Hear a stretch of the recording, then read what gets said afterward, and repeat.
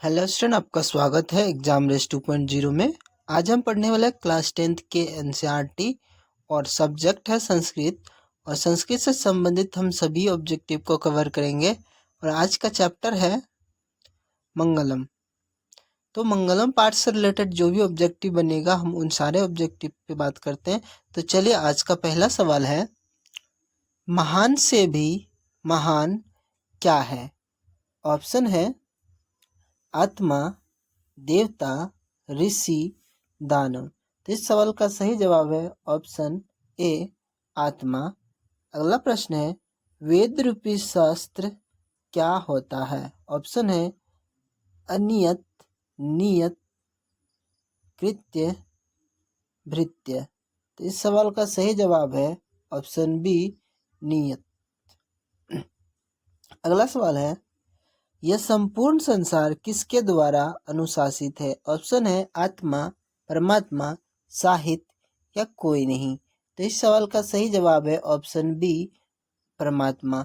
अगला प्रश्न है, मंगलम पाठ में कैसे मंत्र संकलित है? ऑप्शन है गद्यात्मक, पद्यात्मक, ए और बी दोनों, या तुकात्मक पद्य। तो इस सवाल का सही जवाब है ऑप्शन बी, पद्यात्मक। अगला प्रश्न है, मंगलम पाठ का प्रथम मंत्र किस उपनिषद से लिया गया है? ऑप्शन है कठोपनिषद, मुंडकोपनिषद, ईशावास्योपनिषद, श्वेतरोपनिषद से।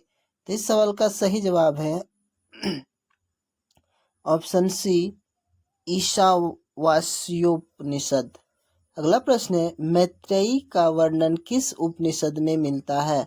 ऑप्शन है मुंडकोपनिषद, कठोपनिषद,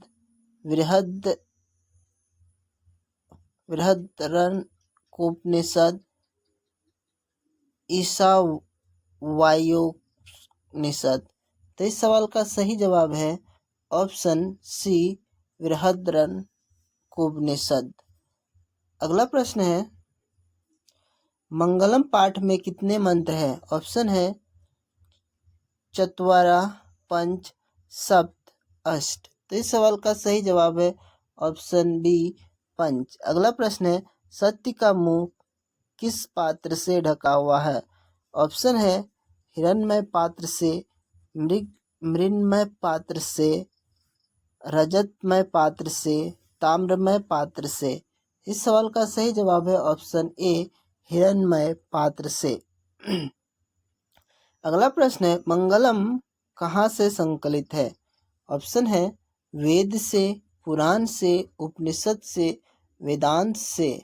तो इस सवाल का सही जवाब है ऑप्शन सी, उपनिषद से। अगला प्रश्न है, किसकी विजय नहीं होती है? सत्य की, असत्य की, धर्म की, सत्य और असत्य दोनों की। तो इस सवाल का सही जवाब है ऑप्शन बी, सत्य की। अगला प्रश्न है,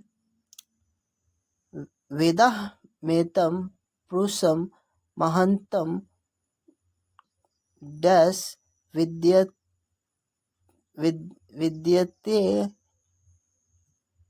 न मंत्र किस उपनिषद से लिया गया है? ऑप्शन है कठोपनिषद से, श्वेतरोपनिषद से, मुंडकोपनिषद से, ईशावास्योपनिषद से। तो इस सवाल का सही जवाब है ऑप्शन बी, श्वेतरोपनिषद से। अगला प्रश्न है, अनोरण्यन महतो डैश डैश महिमानतमन मंत्र किस उपनिषद से संग्रहित है? ऑप्शन है मुंडकोपनिषद से, कठोपनिषद से, श्वेतरोपनिषद से, ईशावास्योपनिषद से। तो इस सवाल का सही जवाब है ऑप्शन बी, कठोपनिषद से। अगला प्रश्न है, जंतु के हृदय रूपी गुफा में क्या स्थित है? ऑप्शन है तत्व, शरीर, देवता, राक्षस। तो इस सवाल का सही जवाब है ऑप्शन ए, तत्व। अगला प्रश्न है, किसकी जय नहीं होती है? ऑप्शन है सत्य, असत्य, क्रोध, मोह। तो इस सवाल का सही जवाब है ऑप्शन बी असत्य। अगला प्रश्न है उपनिषद की संख्या कितनी है? ऑप्शन है 109, 108, 105, 111। इस सवाल का सही जवाब है ऑप्शन सी 105। अगला प्रश्न है अणु से भी छोटा कौन है? ऑप्शन है आकाश, आत्मा, परमात्मा, संसार। इस सवाल का सही जवाब है ऑप्शन डी आत्मा। अगला प्रश्न है मंगलम पाठ में कितने मंत्र संकलित हैं? ऑप्शन है 10, 8, 5, 7। इस सवाल का सही जवाब है ऑप्शन सी 5। अगला प्रश्न है देवलोक का मार्ग किससे प्राप्त होता है? ऑप्शन है सत्य, असत्य, क्रोध, मोह। तो इस सवाल का सही जवाब है ऑप्शन ए सत्य। अगला प्रश्न है मृत्यु को वश में कौन कर लेता है? मूर्ख, अज्ञानी, विद्वान, कोई नहीं।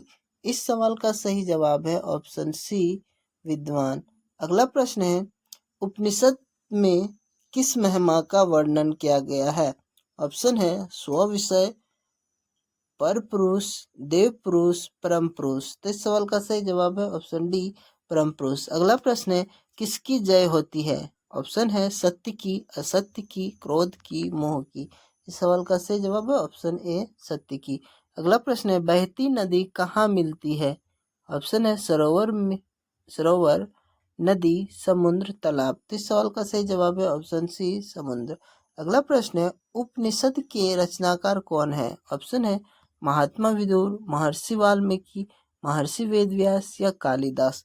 इस सवाल का सही जवाब है ऑप्शन सी कालिदास। अगला प्रश्न है परमात्मा की महिमा का वर्णन किसमें किया गया है? ऑप्शन है कठोपनिषद में, ईशावास्योपनिषद में, श्वेता स्वतर उपनिषद में, मुंडकोपनिषद में। तो इस सवाल का सही जवाब है ऑप्शन बी ईशावास्योपनिषद में। अगला प्रश्न है मंगलम पाठ के रचनाकार कौन है? ऑप्शन है महात्मा विदुर, महर्षि वाल्मीकि, महर्षि वेदव्यास, कालिदास।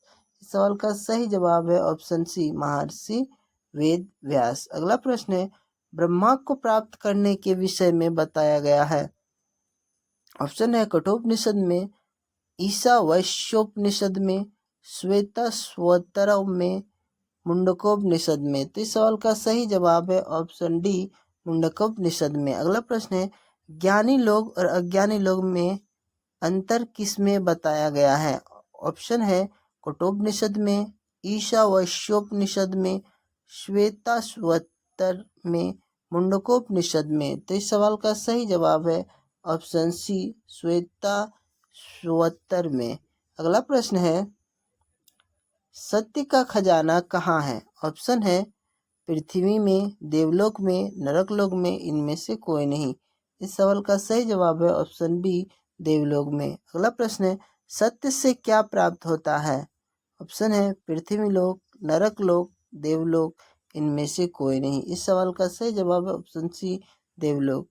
अगला प्रश्न है आत्मा के गूढ़ रहस्य की किस में व्याख्या की गई है? ऑप्शन है कठोपनिषद में, ईशावास्योपनिषद में, श्वेताश्वतरिषद में, मुंडकोपनिषद में। इस सवाल का सही जवाब है ऑप्शन ए कठोपनिषद में।